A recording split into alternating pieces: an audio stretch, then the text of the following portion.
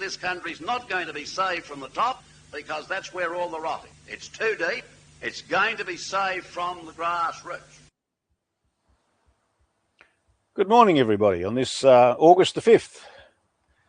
Welcome to the TCR for today, the Crossroads. And I have with me Robert Klinck from Canada. Good morning, Robert. Good morning, Neville. Good to be with you again. Very good. André Meloche from, I'm saying that right, am I, André? Last name? No? Meloche. Meloche. There you go. That's my French coming out. I wasn't able to speak it when I was in France either. They looked at me strange. So, and from Western Australia, Daniel Criddle. How are you? Good, glad, mate. Good to be here. I'm going to start the session off with a bit of a comment on the Wealth of Nations. Adam Smith published the Wealth of Nations in 1776, and he talks about economic thinking and the prosperity of the nation. Labour, capital formation, gold standard, everything else. And it makes me think about the what we're actually seeing with the financial situation of the world. Now, an article in our blog just recently come up with the astonishing figures of McKinsey, the McKinsey Institute, who estimated that by 2025, the world's balance sheet had reached almost 1.8 US, this is 1.8 quadrillion in total assets. But the interesting thing is when you actually look at the paper wealth, it's different. The paper wealth is far more inflated. So the world is richer on paper, has become far richer on paper, much faster than it had actually become richer in the physical sense on the ground. And I guess that's to be seen in the level of debt that every country has, because the money comes into existence as debt. Now, we look at the technology that's advanced us, and we look at all the wonderful things that we have and wonderful abilities we have.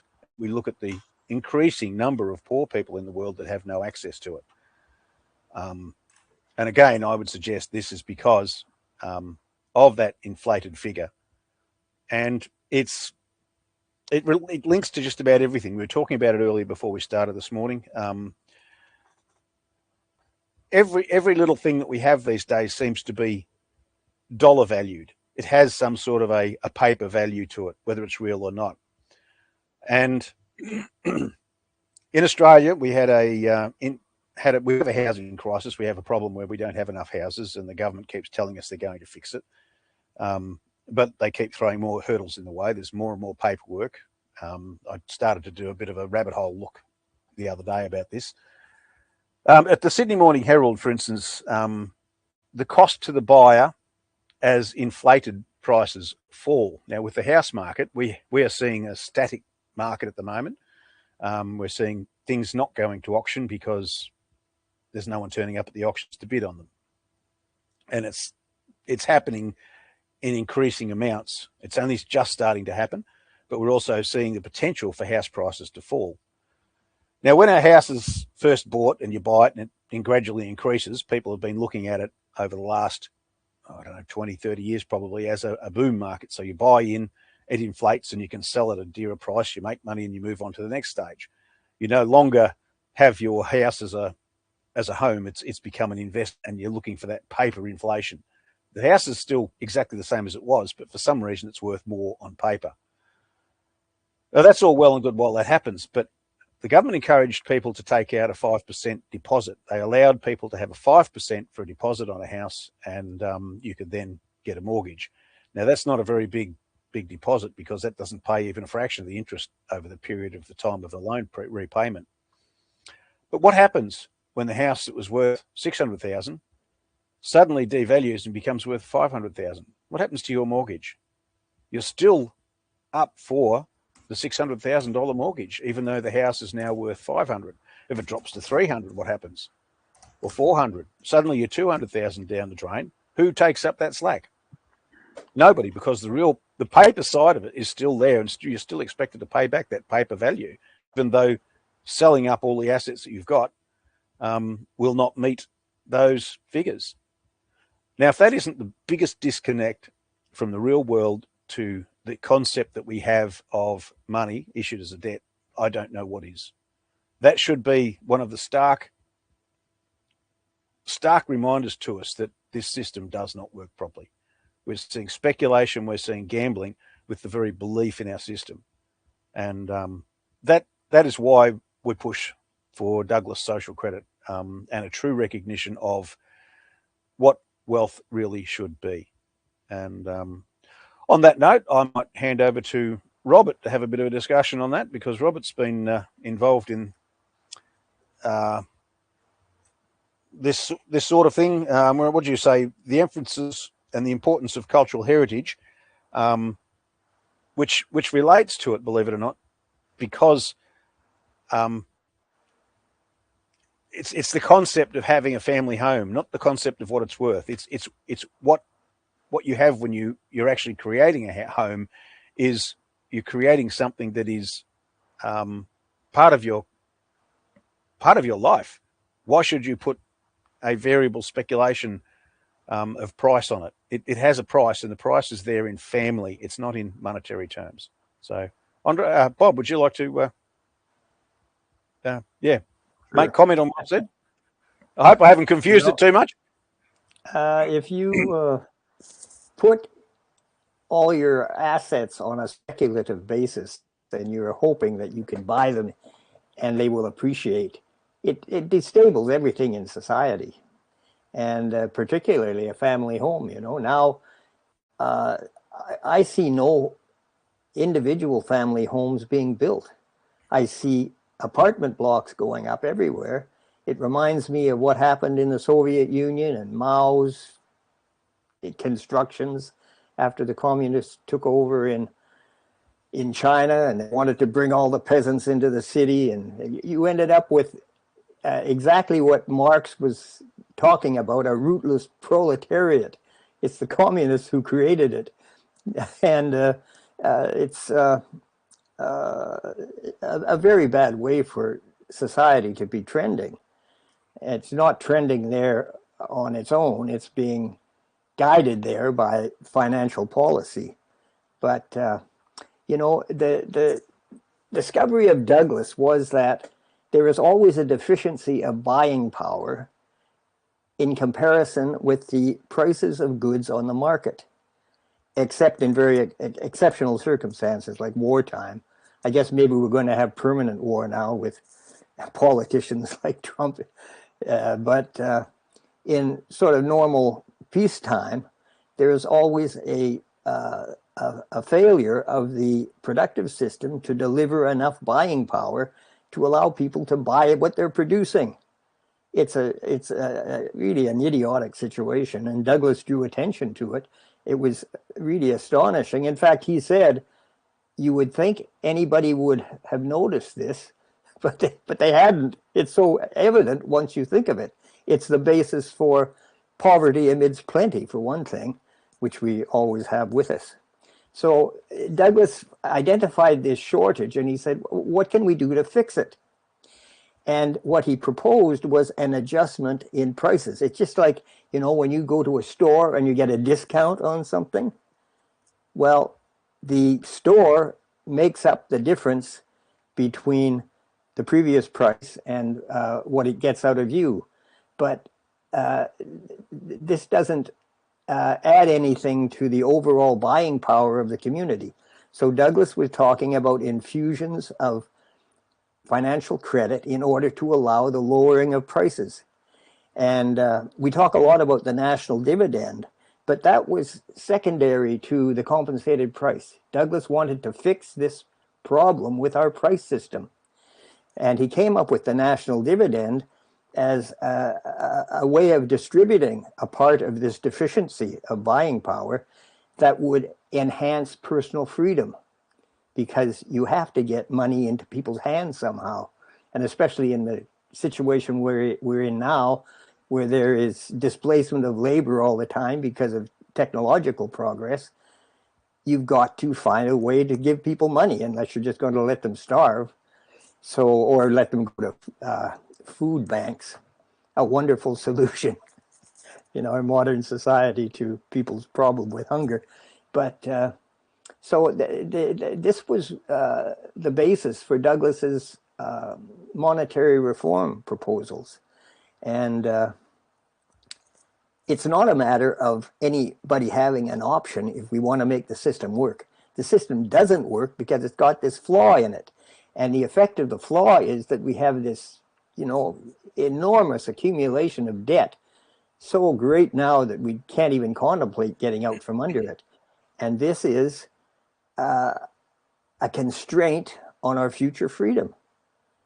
All these students with their student loans, I pity them because they start their adult life so far behind the 8 ball. It's sadistic as far as I'm concerned, but everything about our financial system tends that way. It wants to make people less certain of their economic security, and it wants to bury them in debt. This is a kind of social control. It's not a natural phenomenon. And Douglas exposed this in his analysis. He showed how you could have a different approach that would actually lead to people having security of their possessions and also a continually expanding freedom, because they would be getting presumably greater and greater dividends as the economy became more efficient through the development of technology. So, he really provided the answers to the anomalies and the paradoxes that we're faced with today. And it's really high time that people looked into what he was proposing. He was at one time a very influential person internationally, but the financial powers brought out their guns and arranged for social credit advocacy to be, well, certainly suppressed, not mentioned in any major media. And then there was the creation of the Second World War, which was the ultimate distraction from the social credit advocacy that was having such an impact in the 1930s. So I don't know if that war was started to prevent the growth of social credit. It's almost conceivable, when you think of what's being revealed now about history and so on. Right? But in any case, Douglas came up with this proposal, and it was a recognition of people's right to a share in their cultural heritage, because all this technology from the past comes to us, and we haven't contributed to it, we haven't made it, but it's like a gift, and the only trouble is we're not we're not getting it, and this is why we need these reforms in the way of enhanced income distribution, so that people can realize their cultural heritage.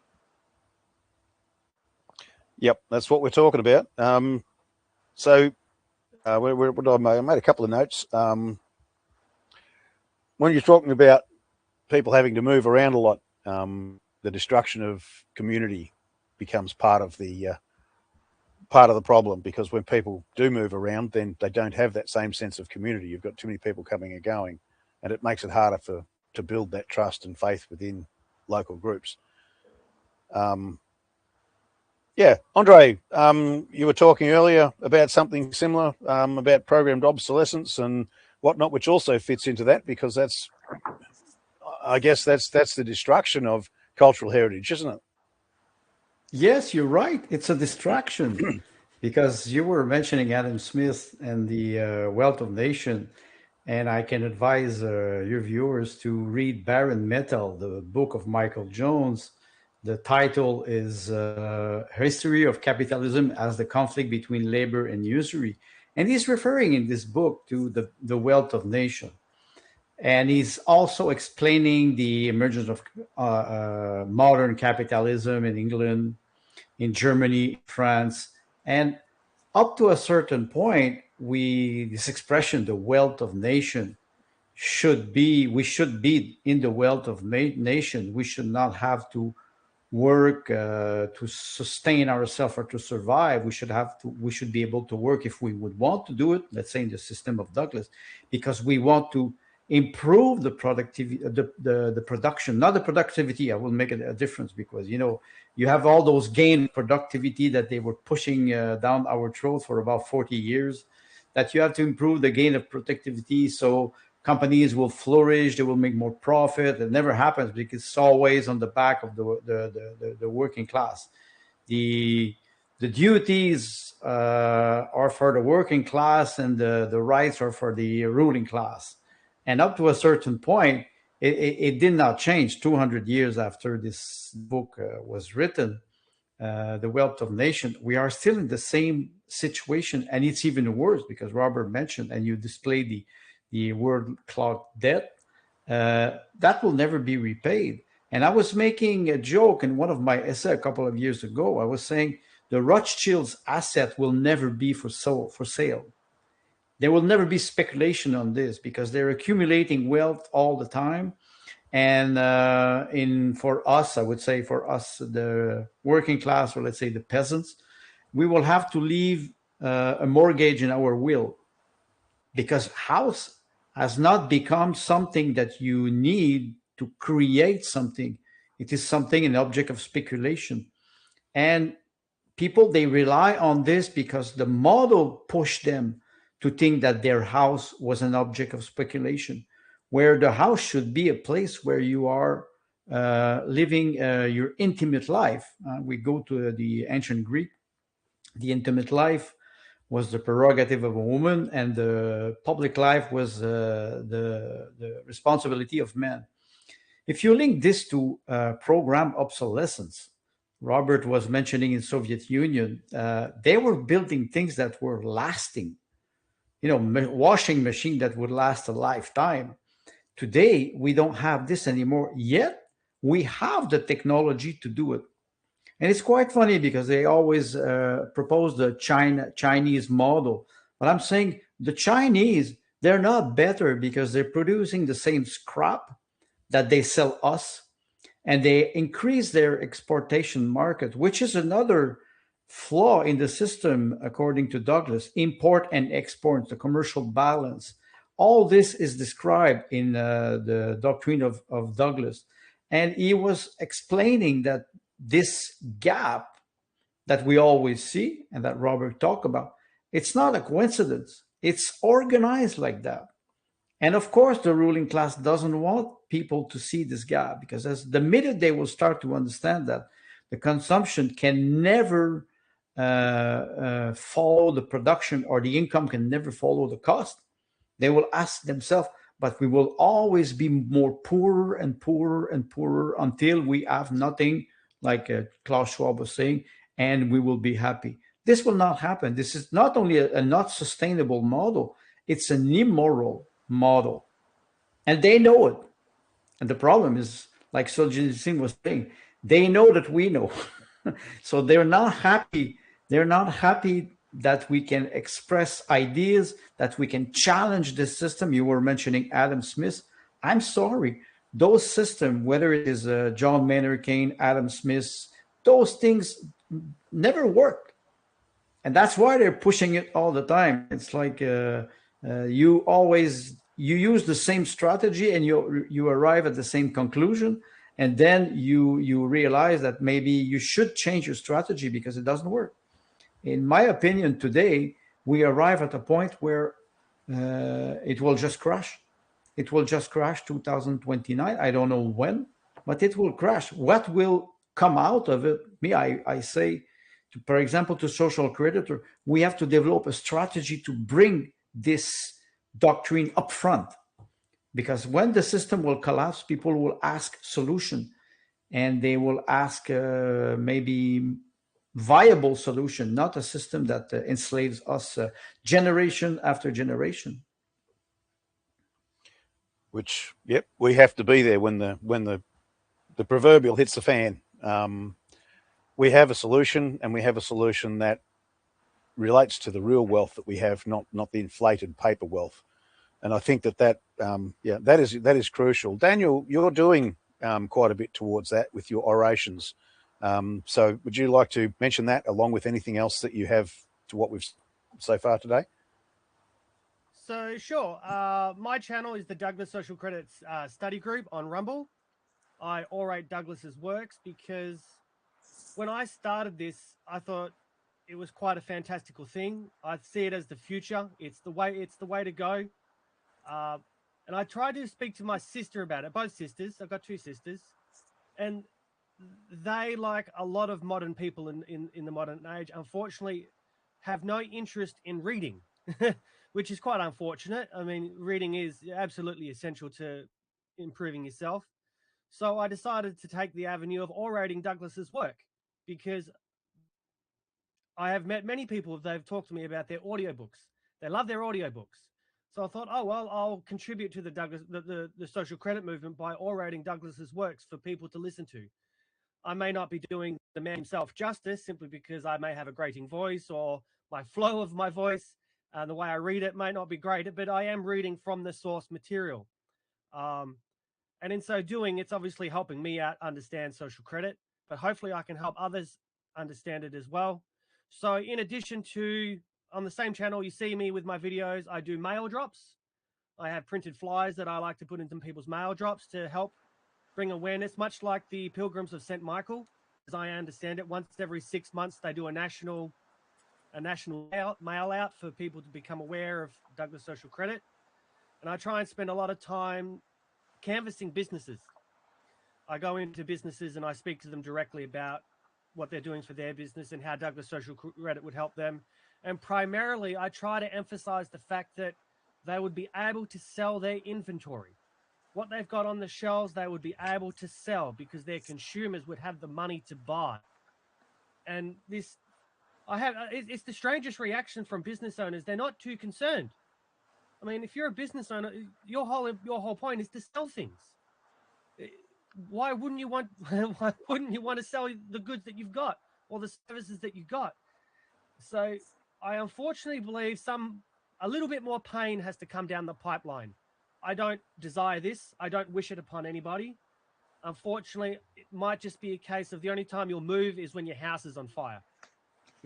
You see the smoke, but you're not too worried about it. But once the house is actually burning, maybe people will finally get their bums into gear and actually do something about it. Because even speaking to individuals, when I recently went out for a camping trip, an individual I was trying to explain Douglas Social Credit about, he got very upset with the idea of giving people money, and because he's gone, you're just printing currency. You're just printing currency.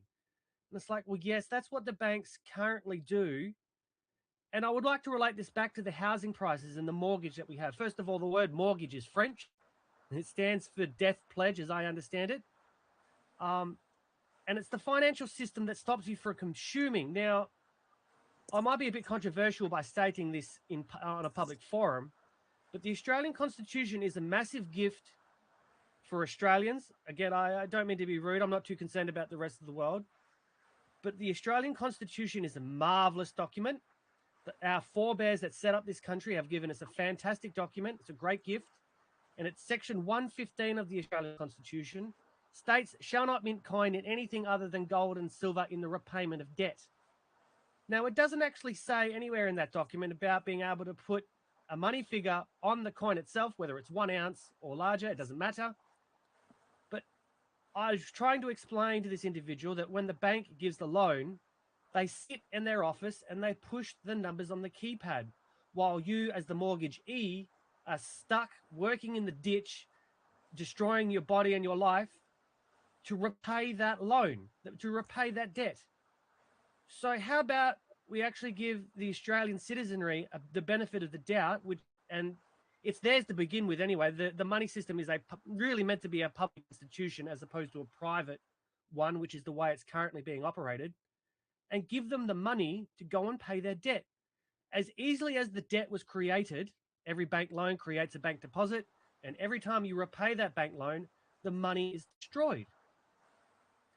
For a lot of people, the idea of destroying money is never on the radar. They're always aware of printing currency, but they're not so aware of the fact that you are destroying money. So by giving a mortgagee a gold or silver coin with the remaining of their mortgage debt that they then can deposit down at the bank, means that the ownership of your house transfers from the bank to yourself, to the homeowner, where it should be. It shouldn't be managed by someone else. It's your home. You do as you please with your own home, and you should own it. And again, I do believe that the debts should be as easily repayable as they are created. Cheers. Thanks, Daniel. Yes, I'd like to take things back to simplicity. I think of a farmer who's growing corn or wheat. Back before we did selective breeding, and a plant of corn you'd plant a kernel, and you would get 1, maybe 2 ears. Nowadays, with selective breeding, we've been able to get 3 to 4 ears off the same plant. So for the same size of paddock, you're getting better production, and you're using less manpower to do it as well. So back in the day when you had the hoe and you had to do everything by hand, and you had a dozen people out there doing it, you had a community that would be able to use the material because they took part in the creation of it. Since we've got to the point with technology and the cultural heritage, which we were talking about earlier, which is basically the inventions and the abilities we've found to do things in an easier way, in a more efficient way, we now have surplus. So the farmer, if he plants his wheat or his corn and he gets back this huge surplus, is that surplus actually realized, monetarized? Is it, it obviously has a wealth because it is a food wealth. It's something that people can eat. But if that wealth is not created at the same time and put into the hands of the people who need it, then it can't be consumed. And we all seem to assume that it's coming from somewhere else. It's in the system somewhere. We all assume that it's somewhere in the system and it'll just turn up and be made available to actually buy the wheat. If it's not there, then the wheat goes to, being farmers, they try and use it the best they can. They try and sell it to someone for pig feed or whatever, or it gets ploughed back in. And that's real wealth that's being destroyed.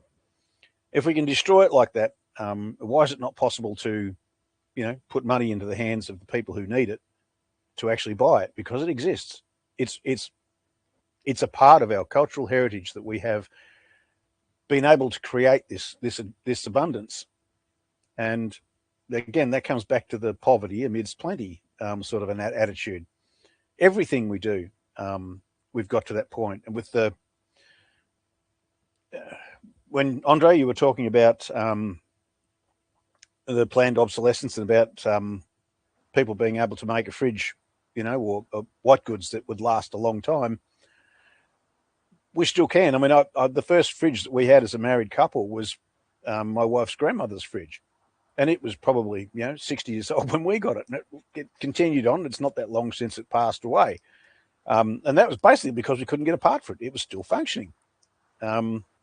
We had, what would you call it? Frankenstein it a couple of times with a couple of different parts that we managed to make it. And it kept running. It looked a little bit shabby. Probably needed a coat of paint. But the reality is, these days you buy a fridge. If you get 10 years out of it, you're lucky. And cars are the same. It's because we aren't able to get that wealth into the hands of the people who need to buy it. We have to look for other ways to self-sabotage our system. So we say, well, let's make them break down quicker. There was an article 2 or 3 years ago about tyres. I don't know if you've noticed that your tyres don't last anywhere near as long as they used to. My first set of on a car lasted a long time. I'm quite surprised. When I look at what I get now out of the tyres, and it's not just the bad roads, they just don't last. They decided to make them last less time because they weren't selling enough, and they need to sell enough to keep ahead of the financial debt that they've got. So all this self-sabotage is going on all the time, and our real wealth, our culturally inherited wealth, our ability to do things properly is being squandered. That's, I think, what you need to do before you start to look at Douglas, or when you start to look at Douglas, is realize that this is what we're doing with the system that we currently have. That's why we must look for something different. We must look for a way to express it. And the only way that I have found has been in those writings of Douglas. Robert, would you care to continue on, make some sort of a comment in any regard there? Well, sabotage goes on in all areas. It goes on in the production. It also goes on in the medical field. You know, they want everybody to be in need of some constant infusion of medication in order to function in life. And of course, whenever you give a medication, it gets into the body and it has effects, and then you end up having to take another medication to counter those effects. And we see this everywhere. It's such a huge thing. I was watching a lady today who said that her mother had broken a hip, went into the hospital for the hip, was told she had COVID. 2 days later, she was dead in the hospital. And this woman said she got hold of the financial records of the treatments that she'd been given.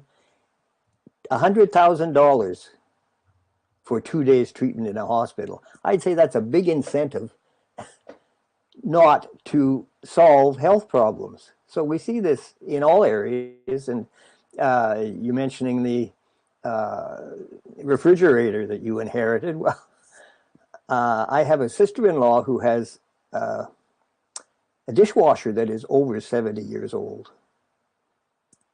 Well, try to find one that lasts that long today. I don't think you will. So we have the ability, if we could, if we were free to disregard all these other considerations about keeping production going artificially and keeping jobs for people artificially so that they have incomes.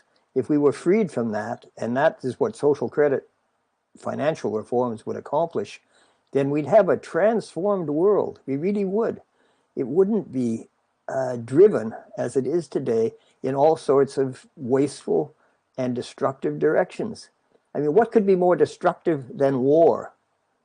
And yet, you know, we had a president elected in the United States who swore he would not get involved in war. First thing he did in his second term was to get involved in a war again.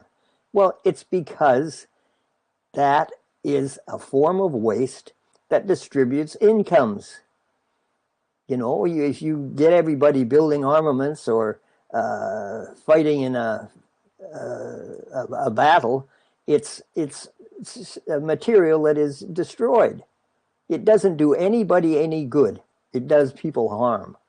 And this is such a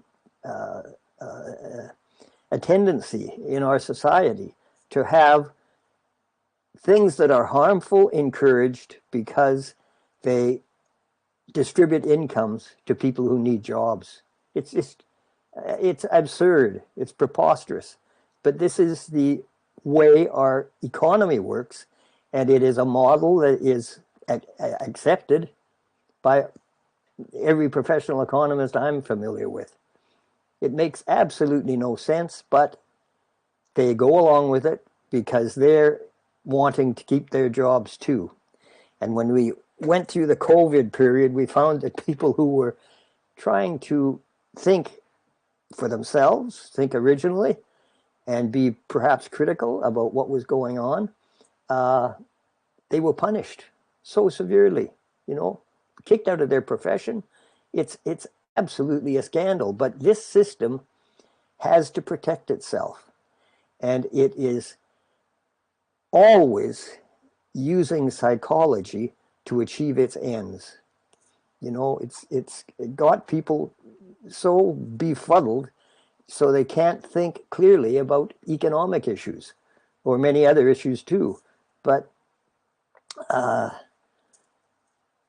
if you do think about them, it becomes quite evident what's wrong with the system. And, you know, we're told all the time we have to have financial hardship.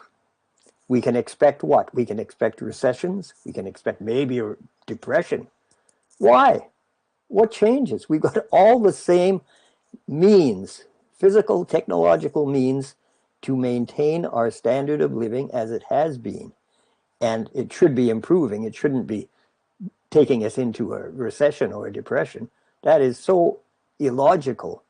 But people listen to this pure nonsense and they don't see the folly of it, because there's a constant conditioning that goes on through the media, through the educational system, to make people think that the abnormal is normal. But it isn't normal. It's so abnormal, it's actually obscene. And it's, in so much in need of correction. But until people get some kind of a clear view of what's wrong with the system, there won't be a correction, because the people who are running the system have built it to be flawed. The flaws maintain their power. They maintain their control over the community. So in order to free ourselves from that control, we're going to have to understand what's wrong and challenge the so-called powers that be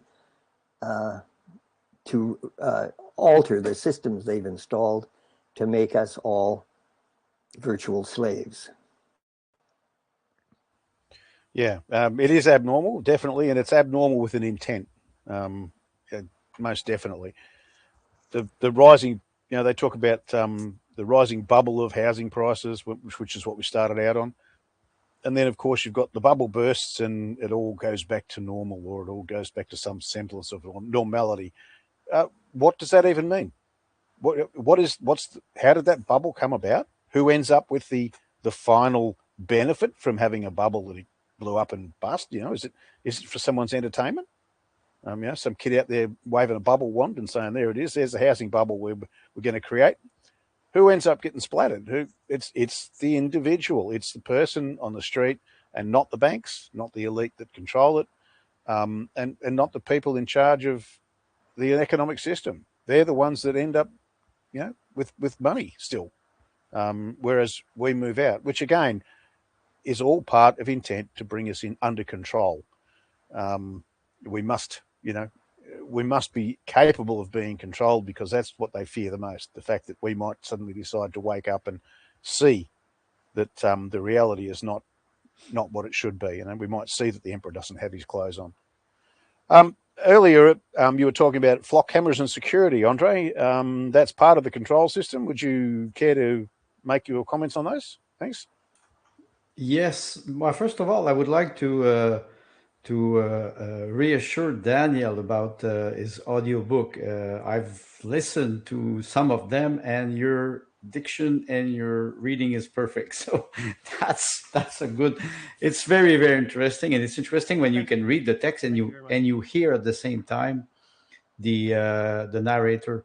One thing I've noticed too, today you were saying people are not reading. And I always say typing on the keyboard versus handwriting does not have the same effect on your brain. And especially when you teach to somebody, if you learn something and you have to teach it to somebody, it's like you're learning a second time. So that's very good, because I think, Daniel, that's what you're experiencing. When you read, and when you read up loud, you hear your voice and you have to concentrate, and you concentrate more on the topics, which is quite interesting. So I always advise people, either if you have an audio book, then buy the book and read it. So and the more you read, the more you change towards surveillance. I think it's something that is always a construction of the mind, and not a reality. You were displaying earlier the surplus, the debt, and me. I'm thinking about the surplus, the wealth that we accumulate, or that society accumulates, between quotation mark, because we practically never see this wealth. It's there, but we don't see it because it's not distributed properly, and that's why we have poverty and anger compared to very, very, very wealthy people. the disparity between classes is so obvious today that, of course, it doesn't please the ruling class. So that's why they're starting to implement mass surveillance over the population, which is quite fascinating, because they always bring back this argument of security. It will be for your security, of course. If they put us in jail, we will be safe. Behind bars, we will be safe. We have this concept of 15-minute city. The mayor of Edmonton made a post, Edmonton in Alberta, the province of Alberta. He made a post advocating for 15-minute city. You will not need a car. Everything is convenient. Of course, you live in a ghetto, man. It's not serious. You live in a ghetto. We don't want to live in a ghetto. And this is where they're implementing those surveillance camera, and they're even hiding them. Sometimes they park a trailer near the road, for a sign, construction sign, and they hide the flocking camera under the trailer. And one man in United States discovered that, and he stand there and said, the cop arrived, the police arrived, says, why you hide it? Like they say all the time, many people, they say, if I have nothing to hide, I will accept this. No, we ask the government, do you have something to hide? They want to hide many, many policies that they want to implement. They don't want us to see it. And we see them anyway. They're not quite imaginative or creative, those people. We see them. We understand what they're doing. They want us to be tenants. They want us to own nothing. We will have to rent. But when you're a tenant, you imagine that there's a landlord somewhere. And we have been subjugated to this, I would say, slavery since more than 100 years. But it's even more obvious since we abandoned the gold standard, because now currencies are fluctuating and competing against each other. So it's about who will have a GDP that will be sustainable. No country in the world has a GDP that is sustainable, because it's based on the flaw in the system. And I think Robert mentioned it. It's embedded in the system. So they're using more and more control mechanism or control device, selling them to us for our security, which is completely ludicrous. It's not even serious. But the vast majority of population is so caught in, I would say, individualism.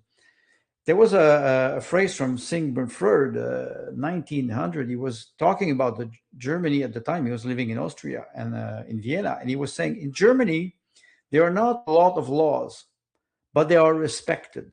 And people, they have this tendency today to ask more laws because they cannot control their own appetite. I make a jokes about, you go to Rome on Piazza Venezia and you have a Navona, and you see a lot of tourists, you see a lot of people, and you are there and you say, look at those tourists.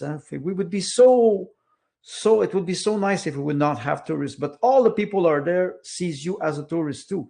We see the other person as an antagonist instead of seeing him as a collaborator, companion.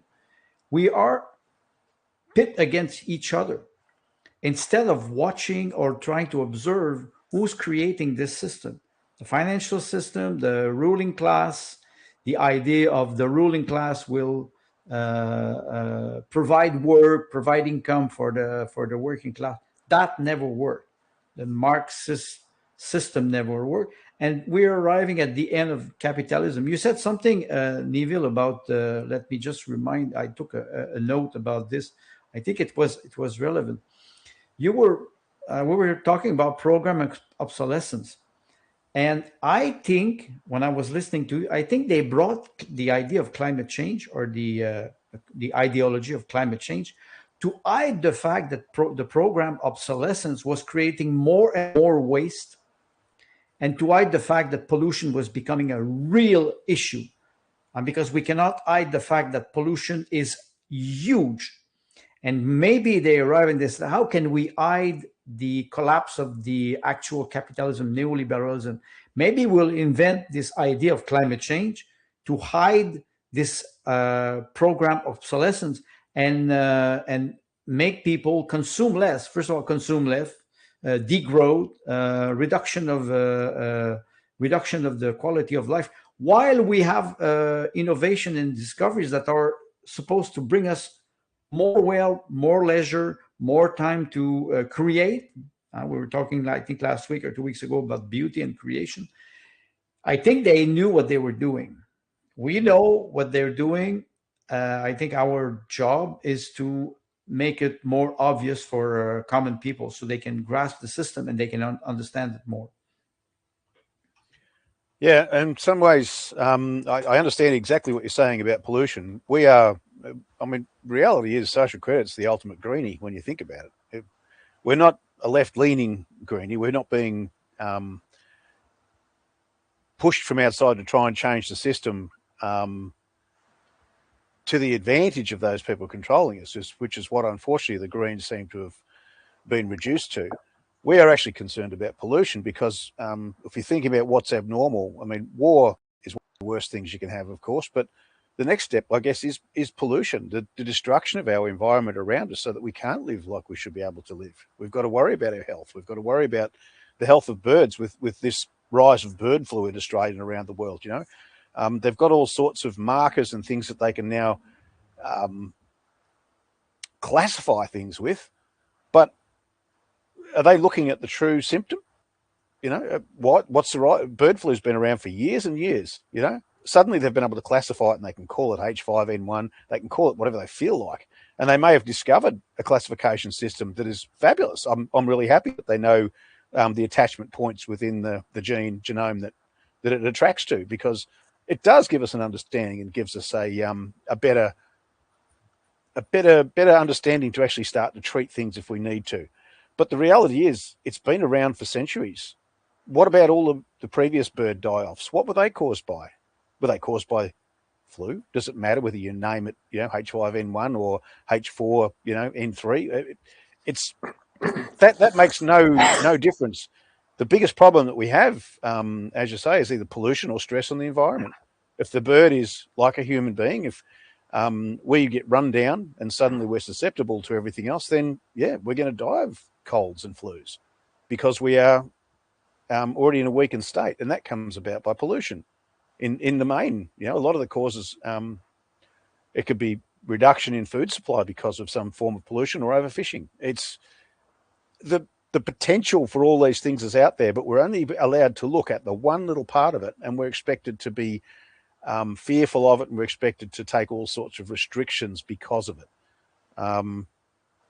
Yeah, I mean, what could be more green than social credit, really? I mean, we're trying to reduce this planned obsolescence. We're trying to do the best, use the best of the cultural inheritance that we've got to create the best that we can get.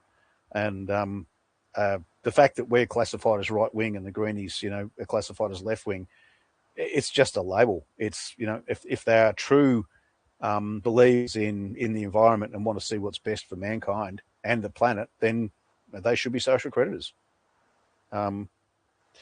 Daniel, what have you got anything to say and wrap up, or make a few final comments? We're coming towards the end of the day. Yeah, 100%. So you're right, Neville. It's if you love the environment, if you love your planet and you love your country and you want it to be cleaner, fixing toxic finance will be your #1 priority because it fixes planned obsolescence. I will close with 2 comments from Douglas, because again, as I orate his work, it applies to our situation. So the first one is with regards to flock. They talk about security for us as the citizenry. The flock systems are not there for our benefit. It's for the overlords and the elites' benefit to keep us under control. And Douglas highlights it basically in chapter 10 from The Monopoly of Credit, where he says, it seems difficult to doubt that the efforts of those in control of financial policy are primarily, if not entirely, concerned with making the world safe for bankers rather than making the world safe. So that would be that one. And André, earlier you were talking about the financial system coming to a collapse.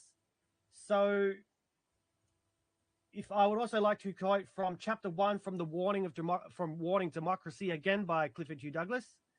The man was a genius, and everything he does say, even though it's 100 years old, still applies very much to today, and it goes like this.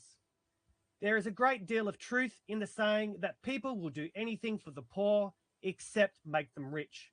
It is my opinion that until it is clearly recognized that the only sane objective of an industrial and productive system is to deliver goods as when and where desired with the minimum trouble to everyone, and that the moment you begin to mix this clear-cut objective up with moral considerations, so-called, including a dash of Mosaic law, you produce, maintain, and increase friction, inefficiency, and mental and physical distress.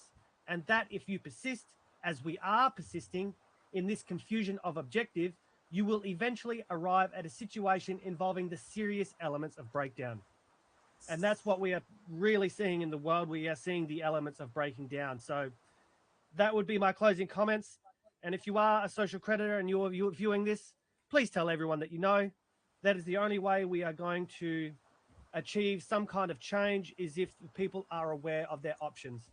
And as we were discussing earlier, even in my own experience of the agreement that Douglas has been suppressed throughout the history books. They've tried to shove him in the hole and just completely forgotten about. But we are here to keep his message alive. And hopefully, if you are viewing this, get the message out there. Thank you. Thank you, Daniel. Yes, exactly. We need to be pushing that message out. It's a very important one. We have a bit of an uphill battle against this in some ways. There's a recent podcast called Voices of Social Credit, which is being done by JD. My brain does. JD Berg. Thank you, John Paul. John Paul Berg. Yes, and he's interviewing social credit people people who've been involved in social credit throughout Canada and other places, and it's very interesting. I went online to look for it, and I typed in social credit voices, and by the 11th page of searching, it wasn't there. So the algorithms are pushing us away. It had put up all sorts of things which didn't have the word voice, it didn't have the word social. So I got all these things which, just weren't there. So we do have a bit of an uphill battle, but persist, you will find it. And it is very interesting because it brings to life the backgrounds of people who are involved and why they're involved, how they come about getting involved and why. And the reality is, it's much the same as we four here. We've all, there's a link for it, guys. That's another one as well. The Way Forward is also another one you should look up, because again, it gives us the positive aspects of what social credit can do. If you've got a sane head on your shoulders and you know that you want a better society and you love community and you want to live within a harmonious community, then social credit is basically the answer to the problems that we've got. As Robert, you said earlier, the moving population means that we don't have time enough to create that firm bond of community, because we're always chasing something better or some better job or another house because we're trying to upgrade. I'll leave you with this thought. There is positives to come out. Katoomba in the Blue Mountains here in Australia. They're in a World Heritage area. It's a very beautiful area. They've been a very active community for quite some time, and back in the 90s, they were very switched on to try and stop fluoride from going into the local water supply. They have been, targeted for a data center, and they got together and decided they didn't want it. It's not appropriate, and for whatever reasons they decided, they made an effort to get rid of it, and they have stopped it. So at this point, Katoomba has stopped the development of a data center in their area. They did it with 1,000 signatures, and the P&C Club, which is, I think, the Parents and Citizens, got stuck into it as well. And the council, they got council on side, and it's been knocked on the head. Now, every country in the world has local communities in their local area that can be made strong. And if they're given the ability to become that proper community, then they can resist the change that is being foisted upon us. And I would suggest that everyone get out there and read, listen, and find out about the things that you can do in your local area. And on that note, I thank you all for your contribution today. I love these conversations. They're fabulous. Thank you, and goodbye from us. This country's not going to be saved from the top because that's where all the rot is. It's too deep. It's going to be saved from the grassroots.